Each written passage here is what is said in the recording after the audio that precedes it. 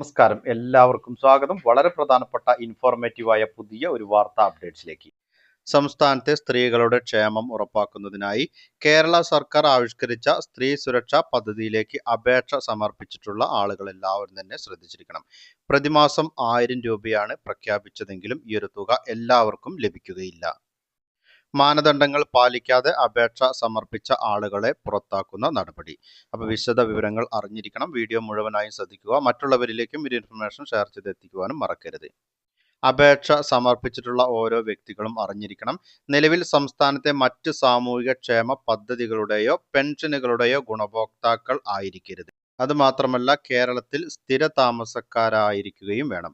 35 വയസ്സിനും 60 വയസ്സിനും ഇടയിൽ പ്രായമുള്ള സ്ത്രീകളാണ് അപേക്ഷിക്കേണ്ടത്. ട്രാൻസ് വുമൺ വിഭാഗത്തിൽപ്പെട്ടവർക്കും അപേക്ഷകൾ സമർപ്പിക്കാം. അതുപോലെ നിങ്ങളുടെ റേഷൻ കാർഡ് ഏത് വിഭാഗമാണ് എന്നുള്ളൊരു കാര്യം പ്രത്യേകമായി തന്നെ ശ്രദ്ധിക്കണം. എല്ലാ വിഭാഗം റേഷൻ കാർഡിനും ഈ ഒരു പദ്ധതിയിലേക്ക് അപേക്ഷ സമർപ്പിക്കുവാൻ സാധിക്കുകയില്ല. നിങ്ങളുടെ റേഷൻ കാർഡ് അന്ത്യോദയ അന്നയോജന മഞ്ഞ റേഷൻ കാർഡോ അതുമല്ലെങ്കിൽ മുൻഗണനാ വിഭാഗമായിട്ടുള്ള പിങ്ക് റേഷൻ കാർഡ് എന്നീ റേഷൻ കാർഡുകളിൽ ഏതെങ്കിലും ഒരു റേഷൻ കാർഡിൽ ഉൾപ്പെട്ടിട്ടുള്ള ആളാണെങ്കിൽ തീർച്ചയായും അപേക്ഷകൾ നൽകാവുന്നതാണ്. ഇതുകൂടാതെ വളരെയധികം ശ്രദ്ധിച്ചിരിക്കേണ്ട മറ്റു ചില മാനദണ്ഡങ്ങൾ കൂടിയുണ്ട്. നിങ്ങൾക്ക് വിധവാ പെൻഷൻ ലഭിക്കുകയോ അല്ലെങ്കിൽ അവിവാഹിത പെൻഷൻ ലഭിക്കുന്നവരോ ഇനി അതുമല്ലെങ്കിൽ വികലാംഗ പെൻഷൻ എന്നിവയ്ക്ക് പുറമെ വിവിധ സർവീസ് പെൻഷനുകൾ, കുടുംബ പെൻഷനുകൾ, അതുപോലെ തന്നെ EPF പെൻഷൻ എന്നിവ കൈപ്പറ്റുന്നവരും ഈ ഒരു പദ്ധതി പ്രകാരം ആനുകൂല്യത്തിന് അർഹരല്ല. അങ്ങനെയുള്ള ആളുകൾ ഈ ഒരു പദ്ധതിയിലേക്ക് അപേക്ഷകൾ നൽകേണ്ടതില്ല. ഈ മാനദണ്ഡങ്ങളൊന്നും നോക്കാതെ അപേക്ഷ സമർപ്പിച്ചിട്ടുള്ള ആളുകളെയാണ് ഈ ഒരു പദ്ധതിയിൽ നിന്ന് ഇപ്പോൾ പുറത്താക്കുന്ന നടപടി ആരംഭിക്കുന്നത്. കൂടാതെ കേന്ദ്ര സംസ്ഥാന സർക്കാർ സർവീസിലോ സർക്കാർ ഉടമസ്ഥതയിലുള്ള സ്ഥാപനങ്ങളിലോ സർവകലാശാലകളിലോ സ്ഥിരമായോ കരാർ അടിസ്ഥാനത്തിലോ ജോലി ചെയ്യുന്നവരും ഈ ഒരു പദ്ധതിയിലേക്ക് അപേക്ഷകൾ നൽകുവാൻ പാടില്ല.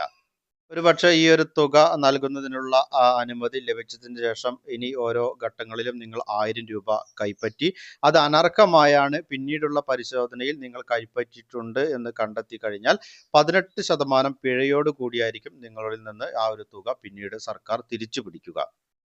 പുതിയതായി ഇനി അപേക്ഷ സമർപ്പിക്കുന്ന ആളുകൾ പ്രായം തെളിയിക്കുന്നതിനായുള്ള ജനന സർട്ടിഫിക്കറ്റ് സമർപ്പിക്കണം. അതിനായി നിങ്ങളുടെ പ്രായം തെളിയിക്കുന്നതിന് വേണ്ടി ഇനി പറയുന്നവയിൽ ഏതെങ്കിലും ഒരു സർട്ടിഫിക്കറ്റ് ഹാജരാക്കിയാൽ മതി. സ്കൂൾ സർട്ടിഫിക്കറ്റ് നൽകാൻ സാധിക്കും. ഇനി അതില്ലെങ്കിൽ ഡ്രൈവിംഗ് ലൈസൻസോ പാസ്പോർട്ട് എന്നിവയിൽ ഏതെങ്കിലും ഒന്ന് ഹാജരാക്കണം. ഇവയൊന്നും ലഭ്യമല്ലാത്തവർക്ക് മെഡിക്കൽ ഓഫീസർ നൽകുന്ന സർട്ടിഫിക്കറ്റും ഉപയോഗിക്കാം. ബാങ്ക് അക്കൗണ്ട് വിവരങ്ങൾ, IFSC കോഡ്, ആധാർ വിവരങ്ങൾ എന്നിവ കൂടി അപേക്ഷയോടൊപ്പം നൽകേണ്ടതുണ്ട്. അപേക്ഷയോടൊപ്പം സ്വയം സാക്ഷ്യപ്പെടുത്തിയ സത്യപ്രസ്താവന കൂടി ഉൾപ്പെടുത്തണം. ആനുകൂല്യം ലഭിക്കുന്നവർ എല്ലാ വർഷവും ആധാർ അധിഷ്ഠിതമായി വാർഷിക മസ്റ്ററിംഗ് നടത്തണം. അതായത് ഈ ഒരു ആനുകൂല്യം ലഭിച്ചു തുടങ്ങിയതിന് ശേഷം നിങ്ങൾ ഈ ഒരു അർഹതാ മാനദണ്ഡങ്ങൾക്ക് അപ്പുറത്താണ് എന്ന് കണ്ടെത്തി കഴിഞ്ഞാലും നിങ്ങളുടെ തുക പിന്നീട് തടയപ്പെടുന്ന സാഹചര്യം ഉണ്ടാകും. ഓരോ വർഷവും ഈ ഒരു തുക ലഭിക്കുന്ന ഗുണഭോക്താവ് ജീവിച്ചിരിപ്പുണ്ട് എന്നുകൂടി സർക്കാരിന് ബോധ്യപ്പെടുന്നതിന് വേണ്ടിയാണ് മറ്റു ക്ഷേമ പെൻഷനൊക്കെ ലഭിക്കുന്നവർക്കുള്ള മസ്റ്ററിംഗ് പോലെ തന്നെ ഈ ഒരു പദ്ധതിക്കും വാർഷിക മസ്റ്ററിംഗ് ഏർപ്പെടുത്തിയിട്ടുണ്ട്. ഗുണഭോക്താവ് മരണപ്പെടുകയാണെങ്കിൽ ആനുകൂല്യം അവകാശികൾക്ക് കൈമാറാൻ വ്യവസ്ഥയുമില്ല. ഗുണഭോക്താവ് 1 മാസമോ അതിൽ അധികമോ ജയിൽ ശിക്ഷ അനുഭവിക്കുകയോ റിമാൻഡ് ചെയ്യപ്പെടുകയോ ചെയ്താലും ആ ഒരു കാലയളവിലെ ധനസഹായം തടയപ്പെടുന്നതാണ്. തെറ്റായ വിവരങ്ങൾ നൽകി ആനുകൂല്യം കൈപ്പറ്റുന്നത് ശ്രദ്ധയിൽപ്പെട്ടാൽ 18% പലിശ സഹിതം തുക തിരിച്ചുപിടിക്കുമെന്നും പ്രിൻസിപ്പൽ ഡയറക്ടർ തന്നെ അറിയിച്ചിട്ടുണ്ട്. നിലവിൽ അപേക്ഷ നൽകിയവരുടെ വെരിഫിക്കേഷൻ നടപടികളാണ് ഇപ്പോൾ നടന്നുകൊണ്ടിരിക്കുന്നത്. നിങ്ങൾ സമർപ്പിച്ചിട്ടുള്ള എല്ലാ രേഖകളും പരിശോധനയ്ക്ക് വിധേയമാക്കും.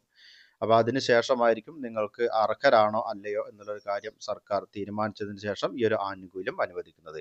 പൊതുജനങ്ങൾ എല്ലാവരും ശ്രദ്ധിച്ചിരിക്കേണ്ട എല്ലാവരുടെയും അറിവിലേക്കായി വളരെ പ്രധാനപ്പെട്ട അറിയിപ്പുകളുടെ വിശദ വിവരങ്ങളാണ് പങ്കുവച്ചത്. മറ്റുള്ളവരിലേക്കും ഈ ഇൻഫർമേഷൻ ഷെയർ ചെയ്തെത്തിക്കണം. അഭിപ്രായങ്ങളും നിർദ്ദേശങ്ങളും കമന്റിലൂടെ എഴുതി അറിയിക്കുക. പുതിയൊരു വീഡിയോയിൽ വീണ്ടും കണ്ടുമുട്ടാം. അതുവരേക്കും സൈനിങ് ഓഫ്.